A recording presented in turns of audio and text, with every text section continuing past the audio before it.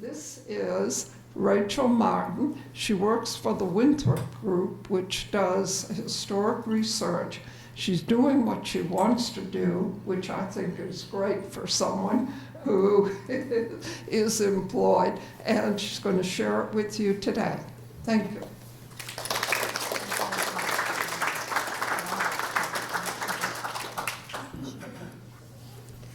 All right, good afternoon. Thank you so much for coming out today. I am excited to see that there are this many people in Nashville who care about history, who want to talk about history, who recognize the implications history has on who we are going to become in the future, which is a lot of what I work on. If I have to summarize my research and my interests, basically, how do I combine hot chicken with school desegregation in East Tennessee? I am fascinated by what's called the politics of memory, or how we remember and how we forget, and the way that affects ongoing conversations about equality in America today. So that's where my head stays most of the time. We are today going to be talking a lot about the little town of Clinton, Tennessee. If you're not familiar with Clinton, you're not the only one. It is the county seat for where Oak Ridge is, which is probably more familiar. It was also the county seat for Norris, which was the first TVA project in the United States. So though it is a tiny little community on the edge of Appalachia, right the gateway to coal country, it was also an incredibly connected place. In fact, in 1956, both of the major presidential nominees stopped in Clinton to have rallies. Yeah, you couldn't. They had to keep Oak Ridge alive. You can't ignore the place that controls access to Oak Ridge, you know? But the other thing that Clinton became known for in 56 was that in August of that year, 12 black students walked down the hill from their community that was originally named Freedman's Hill. By 1956, it had been shortened to simply the Hill. They walked down the hill and into Clinton High School. And with that, they officially became the first students in the nation to desegregate a previously all-white school under a federal court order. There had been a couple of other schools in Arkansas that had just quietly desegregated real fast immediately after Brown versus Board of Education. Oak Ridge had been desegregated by the federal government the year earlier, but the feds owned all of their houses at this point in time. They controlled all of employment in the town. It was a different scenario. This was the first time that a southern community was having to obey the feds. Originally, it looked like it would be real great. In fact, at the end of the first day, one young woman, her name was Joanne Allen, today she's Joanne Allen Boyce, she had been elected vice president of her homeroom. No, she doesn't know what that means either, but she was really excited about it. It was a unanimous election, and the other candidate had been one of the starting football players. A couple of the boys told a local reporter that they thought by the end of the year they would be allowed to start trying out for the basketball and the football teams. That things were going so well in the school, they were going to loosen all the restrictions. Another girl, she really hoped that she would get to play in the band. She had always dreamed of being in the marching band. By that afternoon, however, a couple of different groups of white teenagers had jumped some of the black women walking through downtown Clinton. By that night, there was a segregationist rally in the town square. See, what actually happened is nobody thought desegregation would really occur. It was literally written into our state constitution that we could not have desegregated schools. And so when those 12 black students walked into that classroom and proved that Brown versus Board of Education could be enforced in the American South and it could happen right then and there. It didn't take long for the other side to show up. By the following morning, there were somewhere between 100 and 200 people outside the school, yelling, chanting. There were more people at the rally that night. On Wednesday, when some of the black kids who didn't feel safe eating in the cafeteria for probably obvious reasons, they decided to go off campus to grab a hot dog. They went to the Richie Cream in town, and as they were walking back, they were chased through downtown Clinton by a mob of somewhere between 300 and 500 white rioters. They tracked one of the boys, a senior whose name is Bobby Kane. Some of you may know him, he lives here in Nashville now. They tracked him and began beating him up. When he was extricated by the police, he was the one taken to jail. Despite that violence, and it would only get worse as the year wore on, despite that violence, those 12 black students, along with some of their white peers and their teachers, continued to show up for school every single day. They walked into that classroom, they sat down, and they attempted to learn the best they could given the stress, the terror that they were living with. There were bombings. Eventually, the school itself would be bombed and destroyed. There were riots. The National Guard was called out by our governor, but Frank Clement actually sent the National Guard in to enforce the court order instead of to prevent it. A decision that was part of the reason that he did not end up becoming the presidential nominee in 1960. A decision that was also part of the reason that a year later, Orville Faubus would use the National Guard in the opposite way. He saw what happened to Frank Clement and said, "Not me." But what was most amazing to me is that when I started working on this project, far too many years ago, we don't need to talk about that. When I originally started working on this project, I had no idea that this little school existed. I had no clue. I'd grown up in Rutherford County. I was less than 3 hours away from Clinton.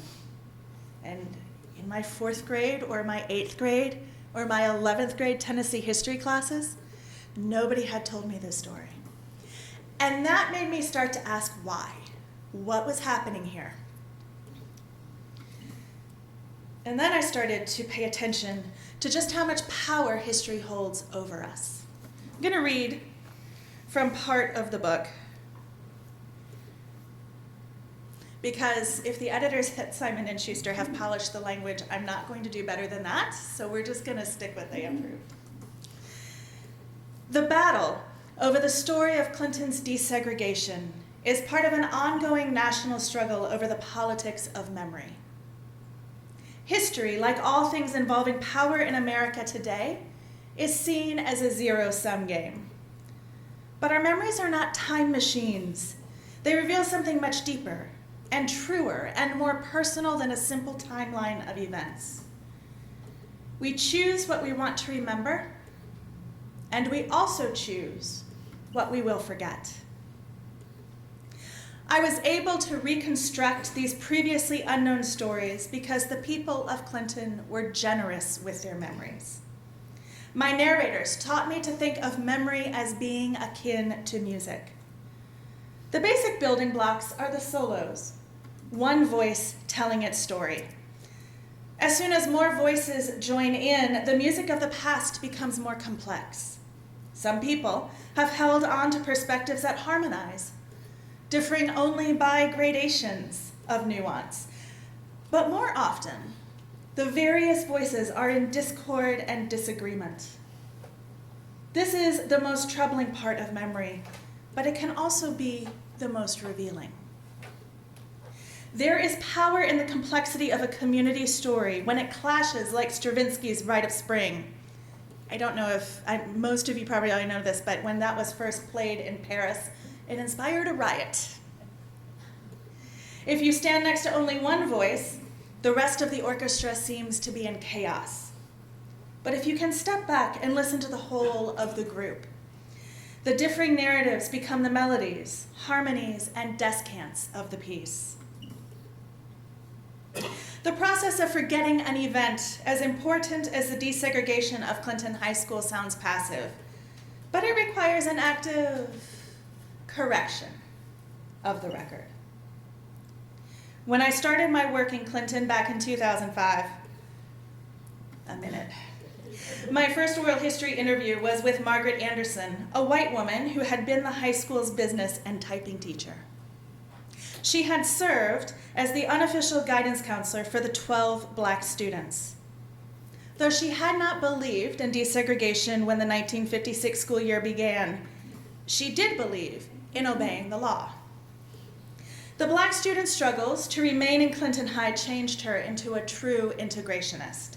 She wrote about desegregation in a series of articles for the New York Times, which she later expanded into a memoir, The Children of the South. In her narrative, she centered the black students and castigated many white leaders. Maybe that was why, when I was introduced to her by a local white official just old enough to have seen the events for himself, he admonished her. "Now remember, Miss Anderson, you lied in your book," he said. "You tell Rachel what we agreed had occurred." After he left, Margaret made me a mug of instant coffee, and we sat down in her parlor to chat. She was nervous. "When I don't want you to record it, could I just raise my hand or something, give you a signal?" she asked me. "That way I feel free. You know what I mean?" I didn't realize it that morning in Margaret Anderson's kitchen, but I would spend the next 18 years of my life immersed in the stories the people of Clinton had to share, whether their neighbors wanted them to or not. As each person I spoke with would show me, William Faulkner was right. History wasn't dead, it was barely the past. And I don't just mean that the stories told by grandparents and great-grandparents lived on in their descendants' minds. This history was so recent that many of the participants themselves were still alive. When locals looked at pictures of white rioters around the school, they knew the faces captured on film. These were the people they shopped with at the local food city, or worshiped with at First Baptist Church, or traded presents with every Christmas. The people in the pictures had birthed and raised them. The best way to settle the conflict over desegregation was to let it lie, many white folks said. Or, as one founder of the Tennessee White Youth told me when I asked him for an interview, "Honey, there was a lot of ugliness down at the school that year. Best we just move on and forget it." But though the rest of the world did forget about Clinton High School, the students and teachers and parents and townspeople affected by the story could not. Their experiences changed them, scarred them, broken them. Some were able to rebuild their lives, but others were not. Two of the people I'd come to admire, complicated individuals with the hamartias necessary for classical heroes, never recovered. Both would die by suicide. The first lesson of this book is this: history is a story of human beings, individuals responding to events already in motion and seldom under their control. Along the way, many of them end up doing things they never expected. Sometimes they act bravely, changing their world for good. At other times, they do injury to people they would have called friends. Very few of us are simply heroes or villains. None of us deserves to be remembered for only the very best or the very worst things we have done. And yet we must be accountable for our damage. And a lot of damage was caused in those years.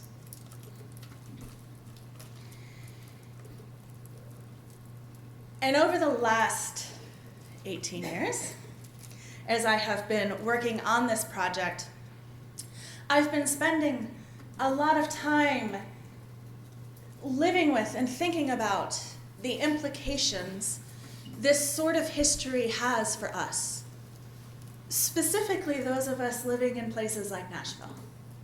Nashville has its own story, right? We had the Nashville Way,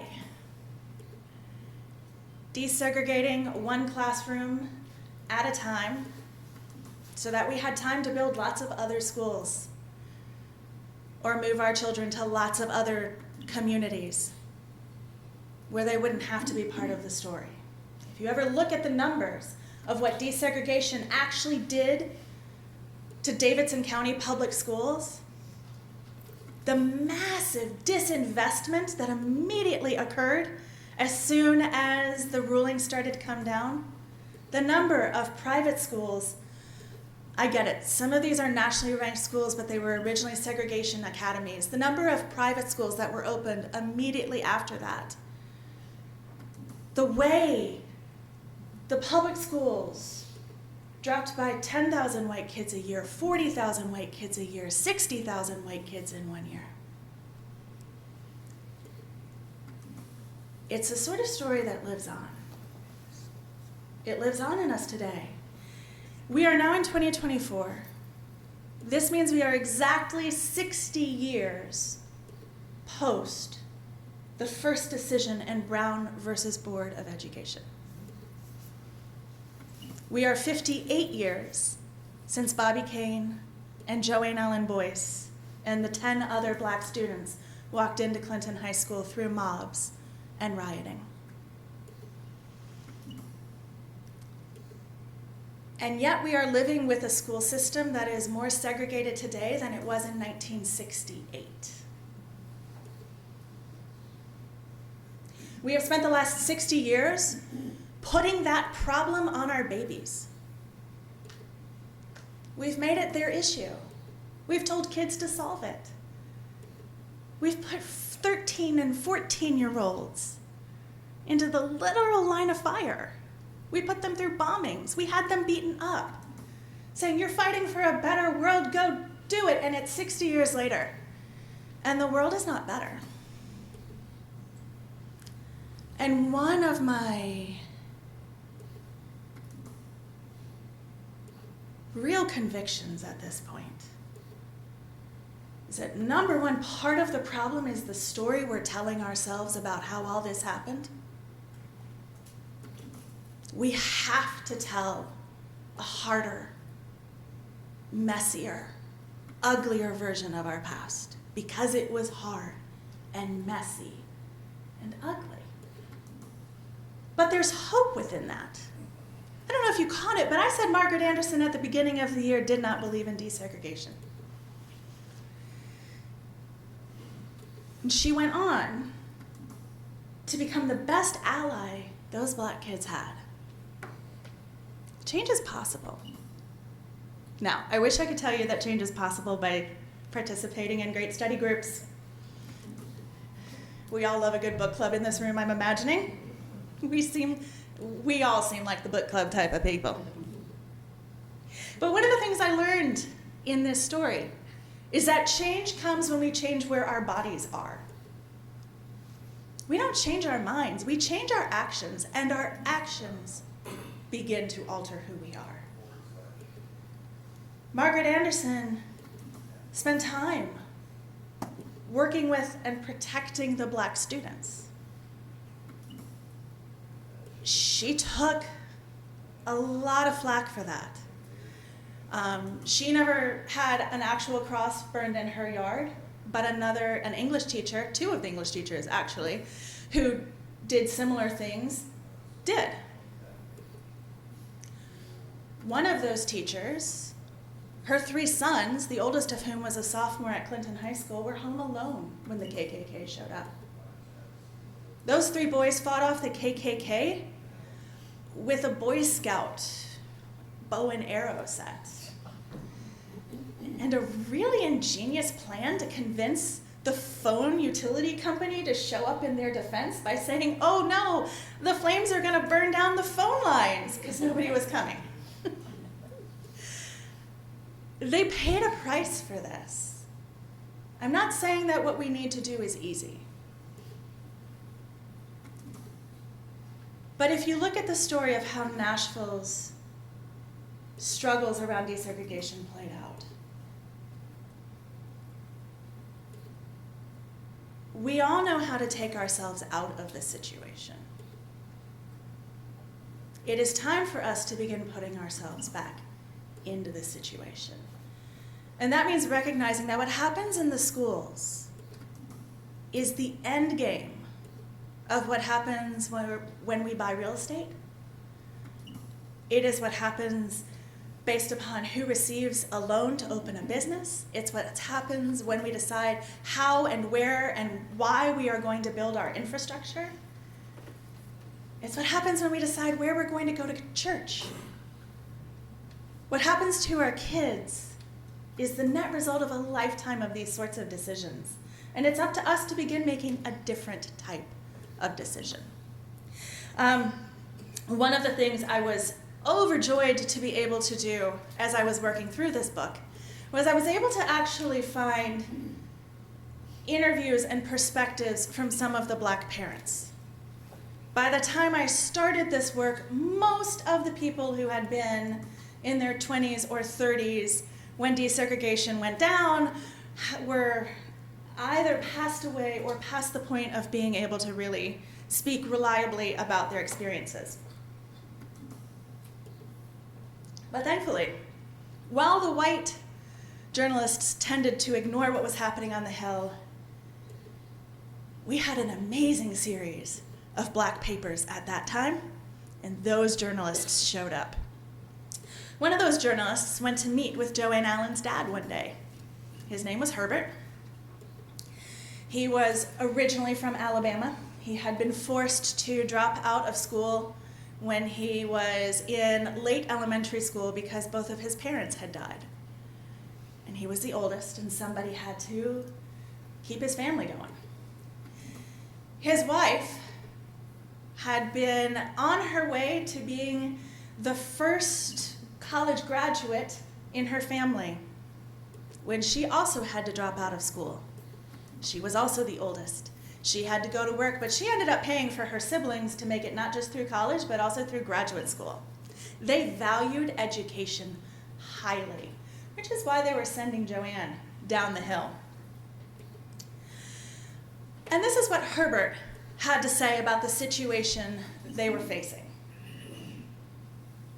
On Wednesday, September 12, 1956, Herbert Allen watched as his daughter Joanne headed off to school.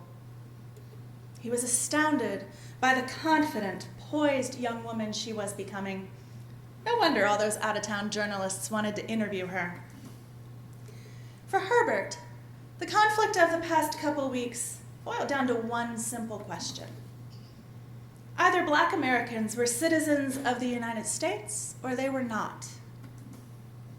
He'd spent his whole life hearing he was, but he'd never been treated that way. He thought it was about time to settle the issue once and for all, and that was why he kept sending Joanne back down Freedman's Hill to Clinton High. The way Herbert saw it, white people's currish behavior toward him, toward his daughter, toward the 11 other students, toward the residents of the Hill, well, all that ugly hatefulness wasn't really about the Black people at all. It was an infection. No, it was an infestation in the white people's souls. An invasive weed planted inside them when they were infants. As he thought about this, was he perhaps looking at a kudzu patch? The vine the Civilian Conservation Corps had said would protect the Southeast from erosion? Instead of eating. Right? Racism was supposed to remind white folks of who they were and who they belonged with. But the vine and the malignity grew and spread, one across the landscape and the other across souls, choking out life wherever it took root. Sometimes he'd seen white folks who tried to prune their noxious, hateful weeds, a painful process that was only a temporary fix. Prejudice spawned 1,000 feeder roots that popped back to life. What would it take to exhume all the taproots and runners and tubers and seed pods keeping hate alive in white people's hearts? Was anyone brave enough to dig down to where their bones and their ghosts lay?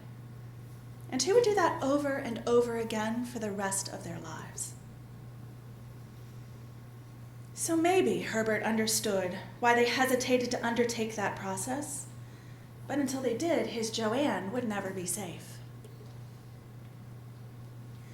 Herbert figured the white law and order crowd had stopped whatever little pruning they were doing when they heard John Casper was touring the racist organizations connected to Asa Carter. We can have a whole talk about Casper if you want to. I know he came here too. Reports of his violent words filtered back to Clinton through the newspapers and through phone calls from white Alabamans looking for information, every bit as skeptical of the Yankee as the people of Clinton were.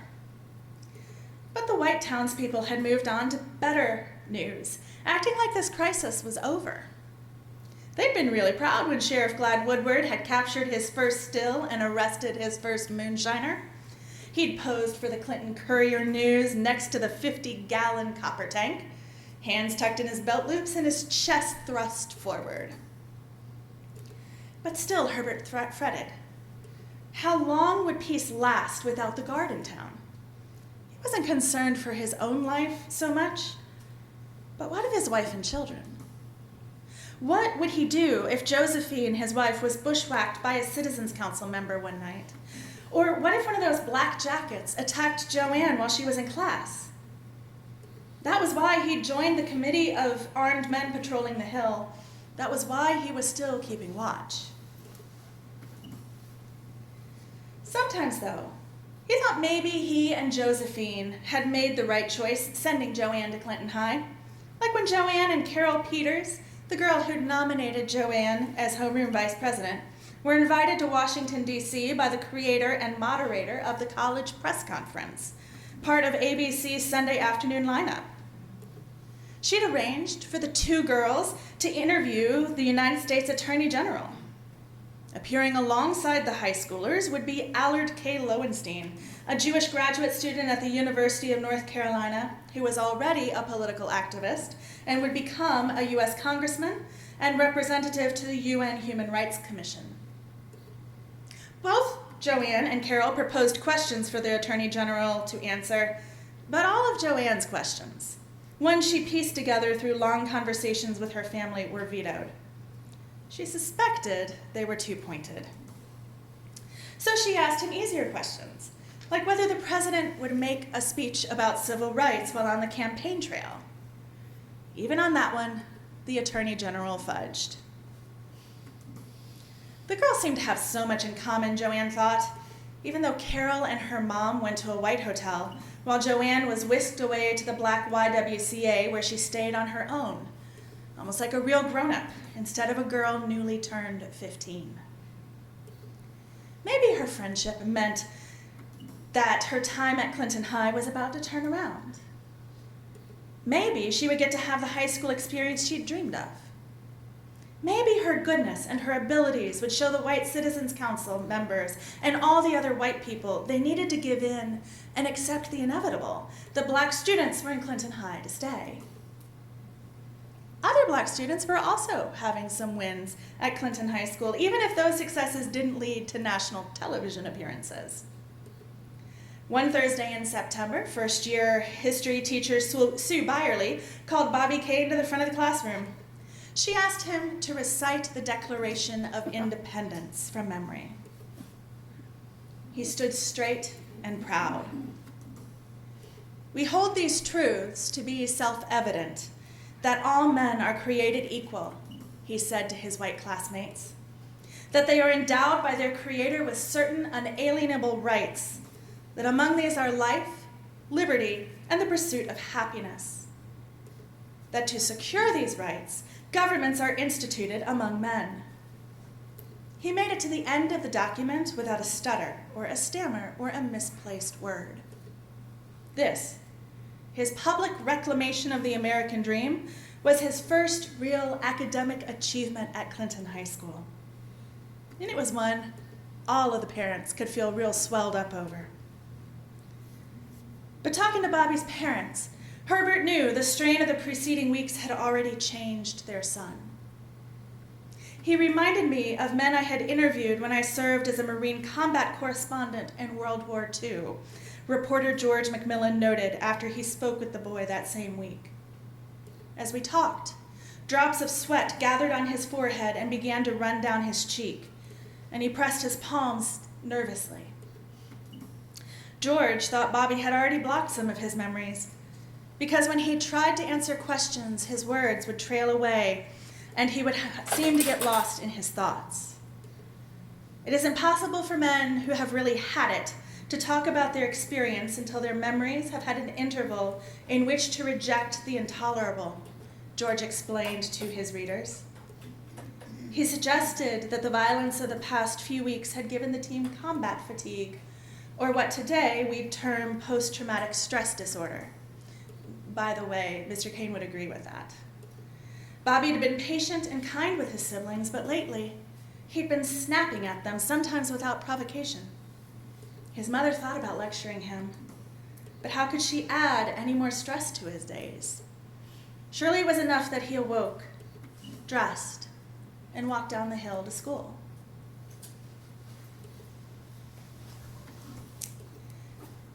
I'm about to open this up to questions. I can certainly keep going if there are none, but I enjoy a good conversation. But before we do that, I want to talk just a little side note about how I'm using language. You might have noticed that throughout this, I have yet to say the word integration. Integration would mean we construct a system in which all of our children thrive. The way we have gone about this so far has been at the cost of Black students. We have ripped apart their schools. We called their schools horrible things. They were under-resourced. They were overcrowded because of choices we had made. But some of them were phenomenal institutions. The kids coming out of Green McAdoo in Clinton, Tennessee, when they took their matriculation exams into Clinton High School, half of them tested college track. They were getting a great education in a school that had 2 classrooms to teach K through 8th grade, when there were as many as 70 to 90 students in each classroom. And despite that, this school produced kids who were ready for the college track at one of the top high schools in the state at that point in time.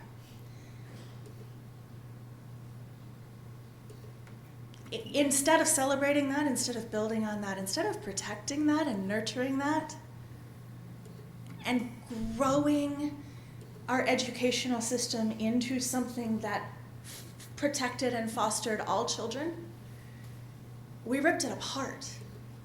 We ripped them apart. That would be integration. We've never tried it. Not once. We've attempted desegregation, and we failed at that too. And my challenge for you today is, I know this is a room with people who have a whole lot of power. You have voices, you have connections, you have understanding and ability. This is one of those rooms where change could start. And I just challenge you to start thinking about the ways that you can be part of protecting another generation of Bobbies and Joannes. Because it's been 60 years. And it's time they had some protection. So, with that, it's a little terrifying to open this microphone up, but let's go. Yes, sir. There's a center in Clinton, called the Green McAdoo. Yes, yes. What is that? So Green McAdoo was the Black elementary school in Clinton, Tennessee.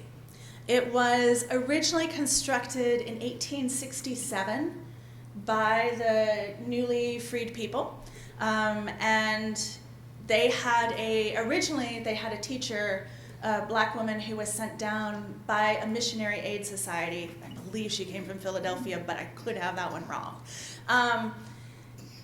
It had changed names. Eventually it did come under the county school board supervision. They provided a nominal amount of money for that to keep it open. But Green McAdoo was originally the Black elementary school in Clinton. There was no black high school because they had at any given point in time somewhere around 60 black teenagers who would be high school age. Federal law said I think you had to have upwards of 70 or 75 in order to have to build a high school. So the county school board said, oh, look at that, we don't have to do that. So yeah, Green McAdoo was really the only option for education in Clinton. But the city created a museum or a study center or something there, right? Yes, so the elementary school, the high school desegregated in 56, the elementary schools desegregated in 66. When they desegregated, the county turned that building into a Head Start center, and it functioned as that until the mid-1980s, I believe. Then it was used as a storage facility for the county maintenance department. In 2003, 2004, they started talking about tearing it down. And some of the black residents of the Hill, many of whom were descendants or relatives of the kids who had desegregated Clinton High, said, hang on a second, we want that building. We want to open up a community center. We want to have somewhere that we can celebrate the history of black residents in Clinton. We want somewhere we can do additional education. Help not to forget. Help us not to forget. And so that eventually grew into what is today the Green McAdoo Cultural Center. It's a museum. It does have space for additional cultural activities and opportunities. They see a lot of school groups. It's not a long visit, but they've done a great job. So if you're up that way, I recommend swinging through. Does it tell the story of integration in the town of Clinton, the high school integration? It does, yes. I will say it's a cleaner story than what you're going to get out of my book. But they have one room, and I had 300 pages, so. Yes? You mentioned black jackets. Yes. What was that about? Sounds like black shirts. I mean, no, they were the local driving gang, or driving club, and they all wore black jackets, so they called themselves the Black Jackets. It was a very creative name. They encompassed a large group of white boys in town, kind of across economic lines. Some of them would say, oh, we were, it was just fun. We went to the sock hops together. And some of them would say, oh no, we went to the club and knifed each other. So there was a variety of activities. One of their favorite games, this horrified me. One of their favorite games was on Saturday night. To this day, it's this really curvy road that you can take between Clinton and Oak Ridge.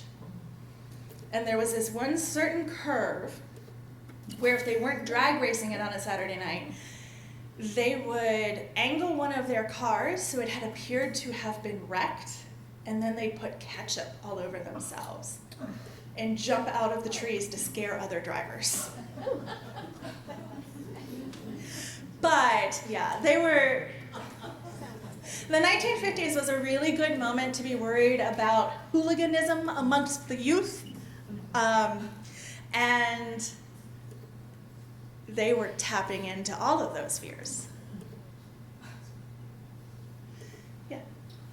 Thank you for your book, Rachel. You mentioned that Governor Clement kind of suffered politically, or people learned from that. Governor Buford Ellington, of course, closed down the Highlander Folk School. Did he also kind of learn from Clement's time with the Clinton High School and the school? I imagine he did. I've never seen anything where he directly said, oh, well, I saw Clement. But I think there was a whole group of Southern governors who had a reputation for being a racial moderate, is what they were called in that era. They did not believe in desegregation. They did not believe in equality by any means, but they were going to obey the law. Orville Faubus was one. George Wallace was another at one point in time. At one point, he was known as being far less dangerous to black people than is the guy running against him. All of them watched things like what happened to Clement and started to change where they stood. So I think there was a whole round of hateful actions that happened. You mentioned Nashville, and of Mhm. course, 1957 was the first year of the first graders. When I worked on By Design, the documentary on the school system, the 16 students, 15 were still living, and I interviewed 5 of them. Yeah. Now, this is not in the film, but by the end of each interview, every one of these people who were 6 and 7 years old at the time were in tears. Yes. So talk about kind of even decades and decades later, almost 60 years, 50 years, how this still affects the people you talk to. Yeah, this is something that is only beginning to be studied or acknowledged. Just how civil rights struggles altered, damaged the people who took them on. And there are varying degrees. It's a fascinating rabbit trail I will resist going down for the moment, how different people from different groups seem to have absorbed the trauma of what occurred. But for the kids at Clinton High, most of them chose silence as soon as they were out of the situation. By which I mean, according to what Bobby Kane has told me, he did not tell his wife what had happened to him.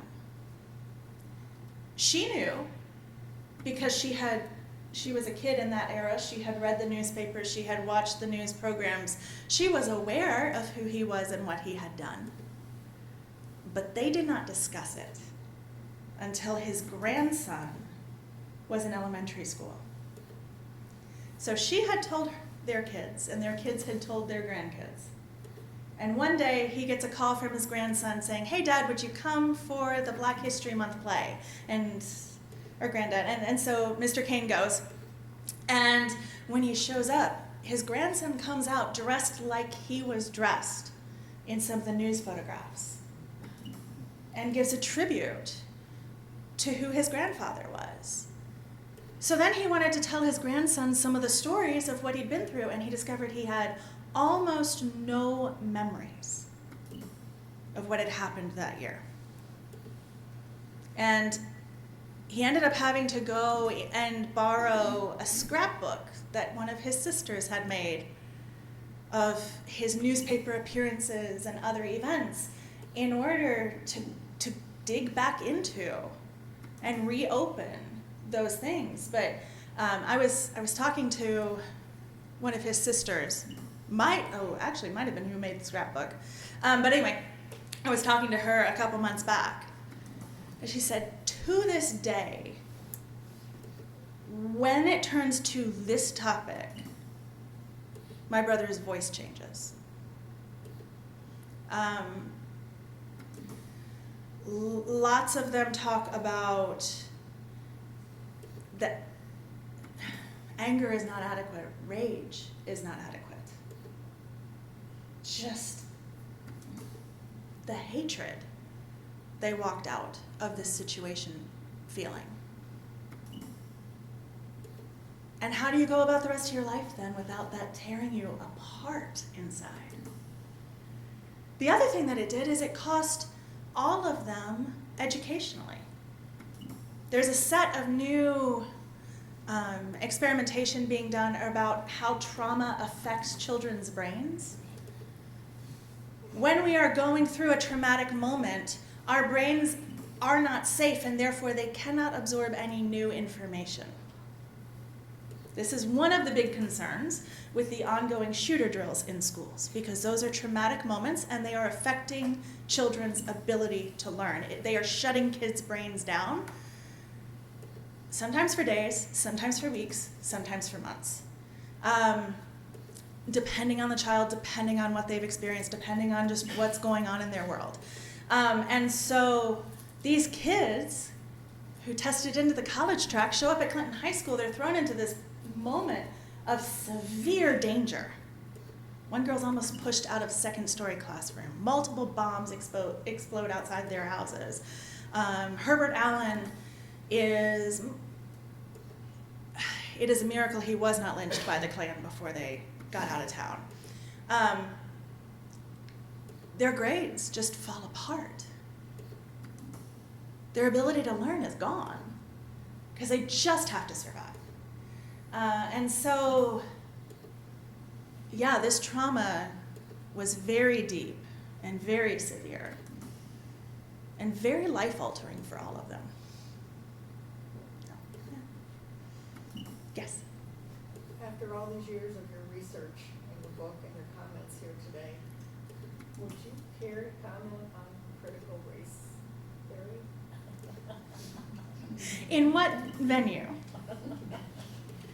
In graduate school, it was revelatory and it changed my life in very positive ways. Understanding the ways that my whiteness and my ladyhood and my working class background and my wish that I was middle class or better all intersected into who I was, what I believed, where I went to church, why I still played the violin and played in local orchestras. Just my desire to be a writer, the way that all of that intersected. It's such a dirty word right now, but it's such a good one. What we're teaching our kids is nothing remotely related to critical race theory. What we are teaching our children is Black history. It's women's history. It's indigenous history. And we're not even doing it in a very good way. There was a women's historian I absolutely adored. She was very salty. She used to love to stand up in the middle of every conference anytime somebody said the word gender and say, "Don't erase women." That has all sorts of other implications around sexuality and where we have gone since then, but she was very, very adamant about certain things. Anyway, she used to say that the way we treated women's history in the classroom was we pretended history was a salad, and we threw women in like croutons and said that was equality. When it comes to things like Black history in elementary or high school classrooms, I don't think we can even say we've treated it like croutons. So when I hear it getting ripped out, when I hear about books about sexuality and gender being ripped out of classrooms and out of libraries, to be honest, I say thank God for TikTok. I don't know if y'all have paid any attention to the social justice conversations that take place in venues like TikTok, but our kids are finding each other, our kids are talking to each other, our kids are teaching themselves history, they're teaching each other history. They're doing it for themselves because we're not doing it for them. We should do it for them. Yes? You mentioned in your talk about decisions we made on Rose Day as effect. I bought my house back in the 70s in a very integrated neighborhood. Mhm. It isn't Yes. at all. No, Nashville is far more segregated now than it has ever been in its history. Yeah, we are, and it's far whiter now, like Nashville proper, than it has ever been in its history, and that is something that is it's up to us not to fix. Most of us are white people. We love to just go in and say we're going to fix things. It's not up to us to fix. It is up to us to listen, to partner, to support, to help, to show up, to sponsor, those sorts of words. The fixing needs to come from the people who live with it. But it's up to us to assist. You've had your hand up for a minute, so yes. That's a brief question. Yes. Did the 12 graduate from high school at all, or graduate from Clinton High School, or what happened to them as far as further education? Yeah, so only 2 of them end up graduating from Clinton High School. One is Bobby Kane. He graduated on May 17th, 1957, the 3rd anniversary of Brown v. Board to the day. A year later, a woman named Gaylan Epps graduated from Clinton High School. They were the only two of the original 12. By the end of, actually, by just after Christmas, almost half of the black students were out of Clinton High. Joanne's mother had decided, between her husband and his ongoing armed confrontations with the Klan and her daughter marching down the hill, someone in her family was going to be killed. So she took them overnight to Los Angeles. They left so fast they didn't even take their clothes or their furniture with them. They had their family ship it later. And they moved to Los Angeles to live with one of her brothers and be somewhere that her family would survive.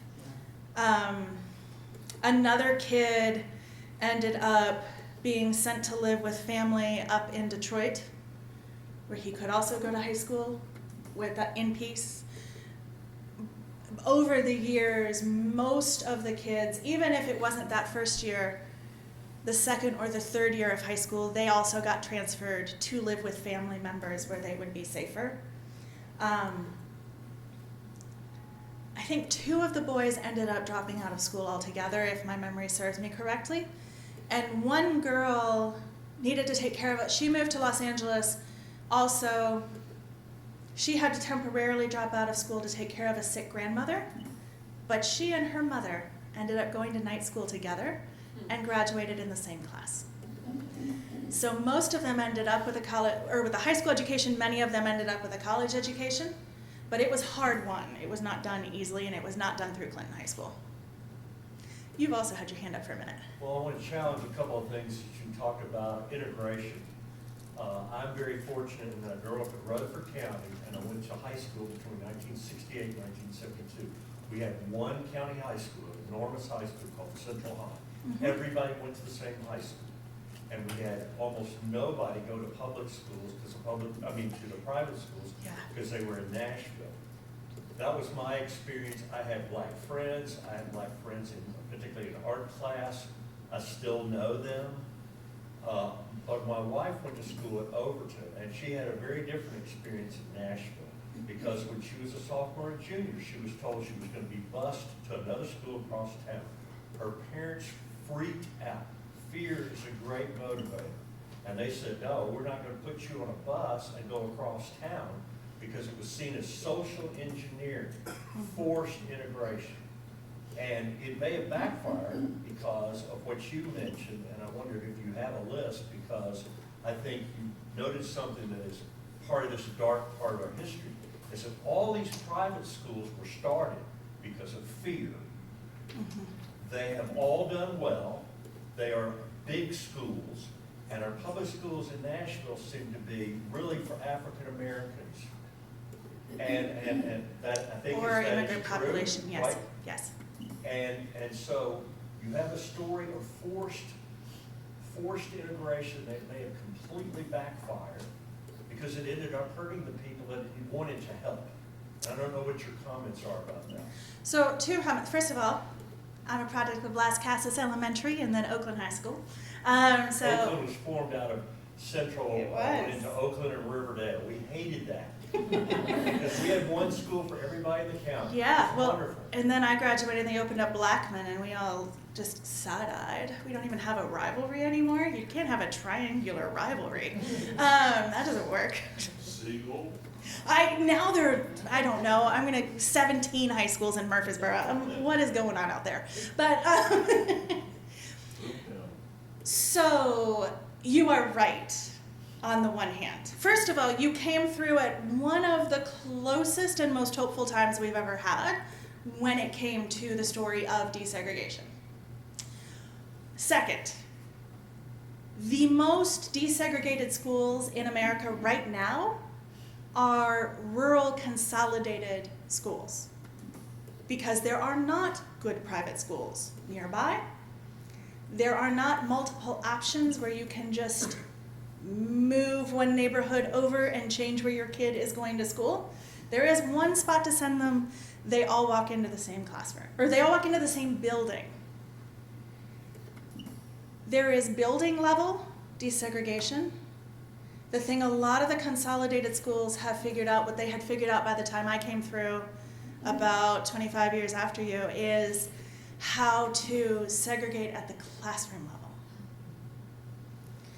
So when I was in 3rd grade, the black students at Las Casas Elementary were fairly well spread out across our 2 classes. We had 2 classes in each grade. By the 4th grade, there were only 2 black students left in my class of 27 or 28 students at that point. By the 5th grade, one of them had been held back and the other one had been transferred into the other classroom.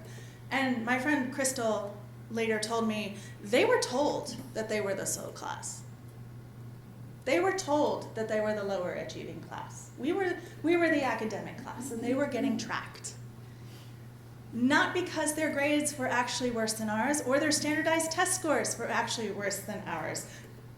Crystal is a PhD who graduated from an Ivy League university. She did way better than I did. If you're gonna look at credentials, I did not sit in a classroom with another black student until I got to Oakland. And even then, there would be 1, maybe 2 black students in our upper level, because I was in the AP, or we couldn't have them legally, whatever, the honors plus classroom. And none of them my year were in the gifted and talented program I was in.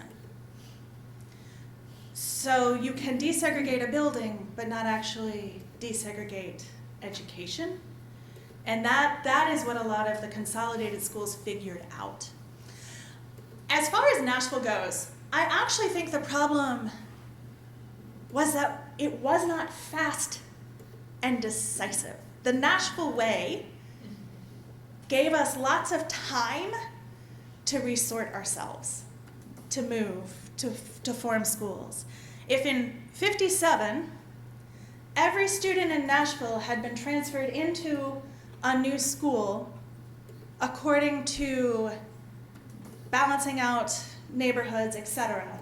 If we had been decisive then, I think we might be talking a different story now. You mean busing immediately? No, I mean that in '56, '57, Nashville was much more residentially integrated than it was by '76. That's an interesting point, and that should be shown graphically, because I did not know that. Yes, and it can be shown. Was it an integrated community? God, no. But it was closer. And if a decisive move had been made right then before there was time to do anything else, if city leaders and educational leaders and community leaders across the color lines had stood up and said, we're doing this and we believe in it, and we're not just taking on our schools, we're also going to talk about redlining, we're also going to talk about banking. There was a study that came out just last year comparing who gets business loans. If you have a white person and a black person file, they have the same credit score, they have the same assets. The white person is exponentially more likely to get that loan.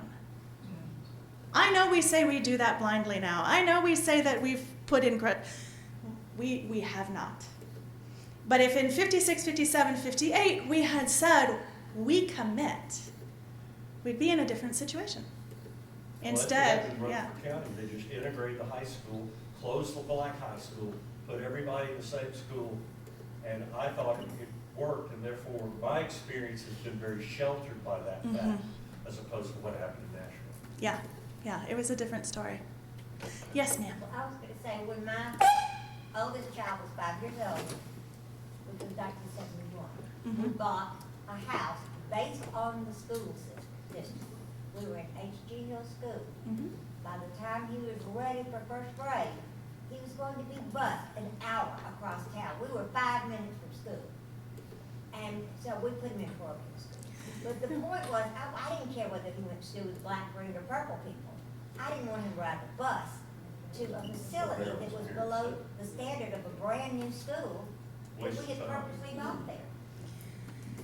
And I think a lot of other people may have felt it wasn't so much the integration, although I understood the theory behind it. It just, I wasn't gonna do it. And busing was a terrible solution to an awful For problem both sides. I mean, it was. that we were refusing to solve in any other way. And that was the issue. We were making things worse in our community instead of better in our community when it came to where we lived and how we sorted our neighborhoods. And so busing seemed like the only answer, but again, it's putting the cost of desegregation on kids On the child. instead of adults stepping up and being adults. Instead of us making hard choices and doing hard things, we ask kids to do it. We also really have a tendency, and I think it's growing, which amazes me somewhat, to say my kids versus your kids instead of our kids. I personally do not have children, so I'm going to say our kids. Our kids deserve better than what we've done so far. And I think it's important to start viewing all of the children in Nashville as being our responsibility, not just the ones living under our roofs. Because they are all part of what is going to build our future. They are all a product of what the choices we have made in our past. They are all our responsibility. And we owe them all. Other questions for me? Y'all are shifting. Are we about? Oh, we're there. Okay, cool. Made it. Thank you so much, y'all. This was a delight.